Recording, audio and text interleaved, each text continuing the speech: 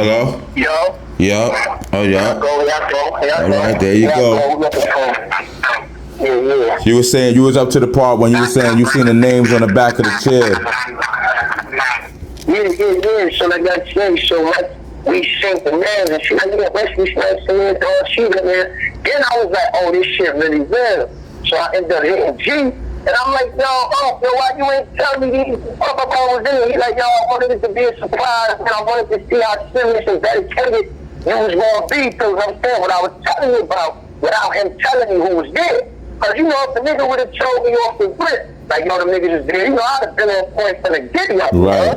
But at the end of the day, I still appreciate that. You know, I was slacking, I ain't gonna lie. I was slacking, and he still gave me the opportunity to, you know what I'm saying, put me in that position at that time, because he seen what I didn't see in myself at that time, you know? He seen it. And I always salute him and appreciate him and seeing what he seen to me that I didn't see in myself at that time, you know? No doubt. No doubt. So what was that conversation? Did you get a chance to speak to Wesley Snipes or Don Cheadle? Like personally? Yeah, I built with all them brothers, man, because you gotta remember we filmed it in Brownsville. Right. You know, and for the record, you know what I'm saying? Like, you know, my side of the ville, you know, we on the other side. So at the end of the day, the side that we on, that's the side where the homeboys at. I'm on the west side of things. You get what I'm saying? Okay. So we gotta understand. When we filmed that shit, we filming that shit on the other side where the homies. Right. You get what I'm saying? So they say in the line of fire, you was in the line of fire shooting that shit. Yeah, you get what I'm saying? Because I got my bros coming over there, then you know what I'm saying? It was just, but at the end of the day, I want to salute all the homies over there, because at the end of the day, there was a lot of real lights. Shout out to all the real lights over there, Van Dyke, all the homies until then, we was able to come together and make it work. You get what I'm saying? Mm-hmm. And it's so crazy because we had this conversation where I was telling the bros, like, listen, man, you know, we don't be on some, you know, we don't be on some,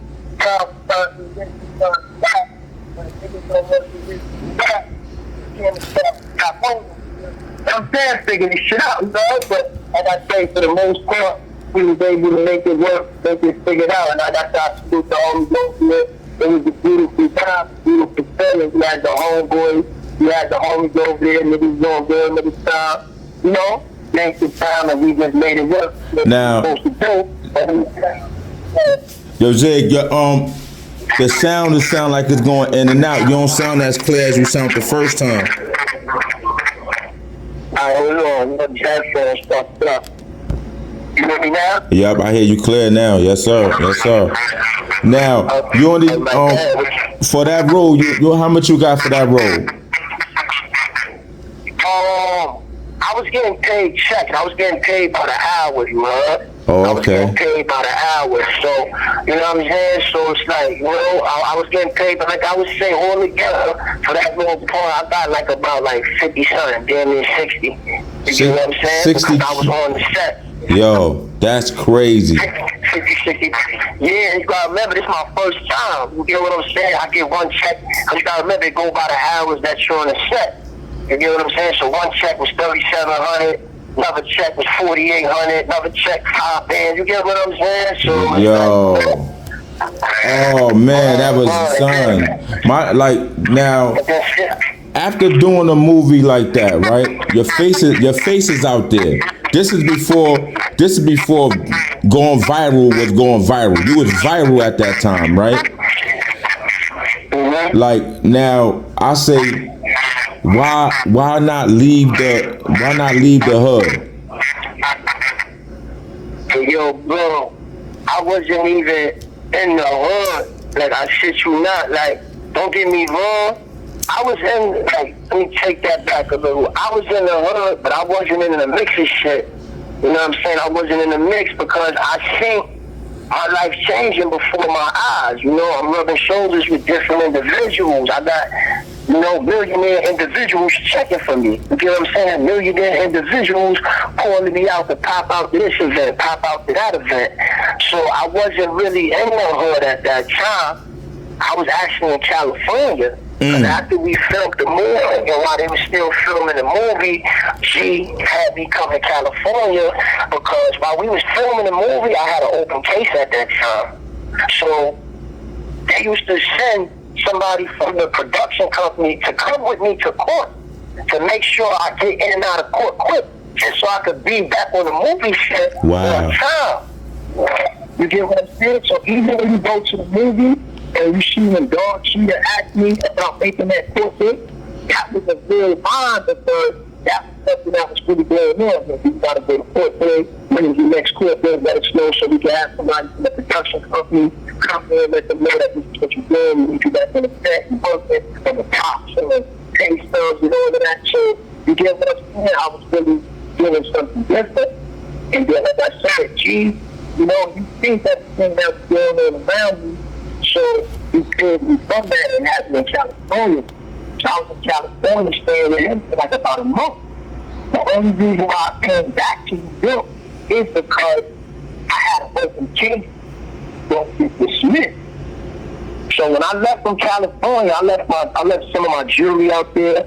I left some of my clothes and shit out there because the plan was for me to go to New York, deal with that court case, get it dismissed because it was getting dismissed, and then turn around and go back to California. And I had other auditions and other roles that I was getting plugged in when I was out there in California. Damn. And like I said, when I came back to New York, it was just like, it was just so much negative shit, so much negative energy that was going on. That shit was just pulled me in there, bro.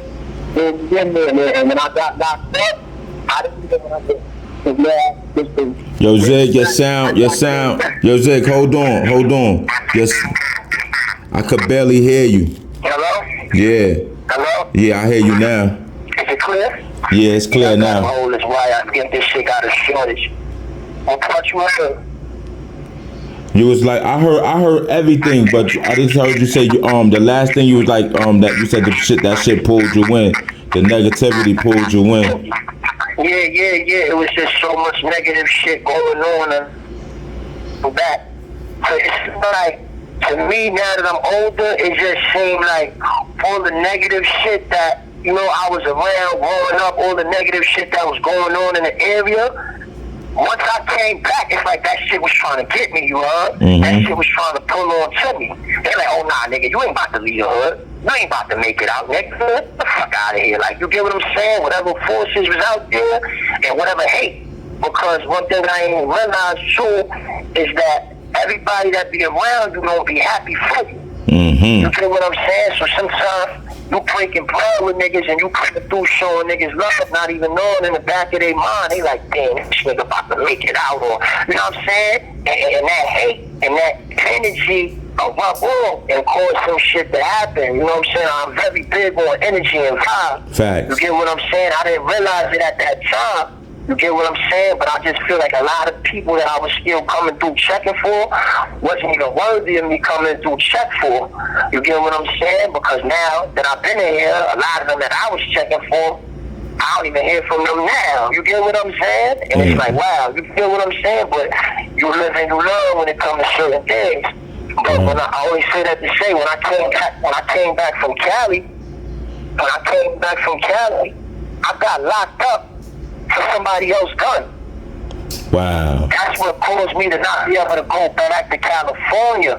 Long story short, rest in peace, one of my bros, you know, he ended up getting caught up in a situation or whatever the case may be, and they locked us all up. And long story short, they found the gun, and they charged me with the gun, the police. Because I had a lot of shit going on with the police at that time. So when they found the gun, they locked me up for the gun. And now I had to bail out. I was out on bail. And now that I'm out on bail, I can't go back to California because I got to report in with the bail bondsman every week. And that's what caused me to have to stay in New York. And I ended up staying in New York, and all this other little bullshit happened where they just lined me up and framed me for some shit I ain't have nothing to do with, you heard? God damn, yo. God damn. So with all that happening to you, right? What's a message that you want to leave to a young artist that's still in the hood, that's trying to get out, and they actually almost there, but they still in the hood? What would you tell them? Man, I would tell them, man, just focus on yourself, man. But sometimes we be so focused on, you know what I'm saying, just trying to do for others. Secure yourself first. You know what I'm saying? Secure your peace. Secure your foundation. You know what I'm saying? Because at the end of the day, bro, it's about you. When it's all said and done, right now I'm doing this interview, I'm in my cell. You know, we got phones. Right now, they making jail more comfortable for niggas because they like, nigga, this is where you gonna be at. We got phones in our cell now. That's crazy. Real cell phones. That's crazy. You know what I'm saying? Real cell phones. That's crazy. This is what you call a cell phone. Right now, I'm tapping to you like a phone in my cell. That's crazy. Trying to make this shit comfortable for niggas. That's crazy. You know what I'm saying? I'm on a real cell phone for real. But as far as for the young boys, what I'm gonna tell you is, man, just stay focused on you, bro. And it's not about being selfish. It's about do what you gotta do for you, bro. Don't let niggas pull you back. Don't feel like you gotta put on for your niggas, because if anybody really mean you well, and they see you got it, and they see you about to take off, they gonna make sure you stay in the best position as possible not to get in trouble. So if you're around your niggas and they talking about drilling and they talking about doing, you gotta really look down. Hold on, nigga. I'm about to make it out. Why you around me talking this negative shit? Why would you want me to indulge in this negative shit? You know what I'm saying? So just be mindful of that. Niggas will trick you up. Niggas will trick you out your spot, or you feel like you obligated because you know you from the hood, or you feel like you gotta do this or you gotta move that. But man, fuck all that dumb shit niggas be talking about.